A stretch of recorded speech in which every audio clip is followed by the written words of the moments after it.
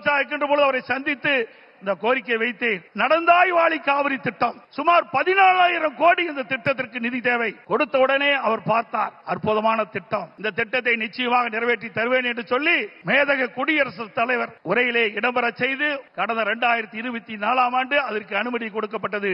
ஆனால் இந்த அரசு முடக்கி வைத்திருக்கின்றது.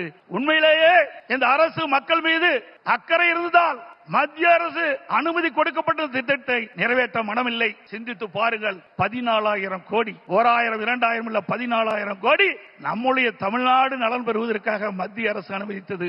பாரத பிரதமர் அவர்கள் மனமுகந்து கொடுத்த அந்த திட்டம், அந்த திட்டத்தின் மூலமாக காவிரி நதியிலே கரை ஓரமாக இருக்கின்ற கழிவு நீர்கள் அந்த நதியிலே கலக்கின்ற பொழுது நீர் மாசுபடுகிறது. அந்த நீர் மாசுபடாமல் இருப்பதற்கு அதை சுத்தகரித்து நதியிலே விடுகின்ற திட்டம் தான் இந்த திட்டம். மேட்டூர் அணையிலிருந்து வெளியேறிய நீர், பவானி சாகர் அணையிலிருந்து வெளியேறுகின்ற நீர், நொய்யிலிருந்து வெளியேறுகின்ற நீர், அமராவதி அணையிலிருந்து வெளியேறுகின்ற நீர், இந்த நீரெல்லாம் சுத்தப்படுத்தி அங்கே நதியிலே விடுகின்ற பொழுது காவிரி நதியிலே வந்து கலக்கின்ற பொழுது சுத்தமான நீராக இருக்கும்.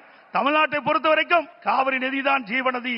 அந்த நதியை நம்பித்தான் 20 மாவட்ட மக்கள் குடிநீர் ஆதாரமாக விலகிக் கொண்டிருக்கிறது. டெல்டா பாசன விவசாயிகளுக்கு ஒரு நல்ல நீர் பயிர்களுக்கு பாய்ச்சுகின்ற பொழுது எந்த நோய் தாக்கப்படாது. அப்படிப்பட்ட அற்புதமான திட்டத்தை நமக்கு வழங்கினார்.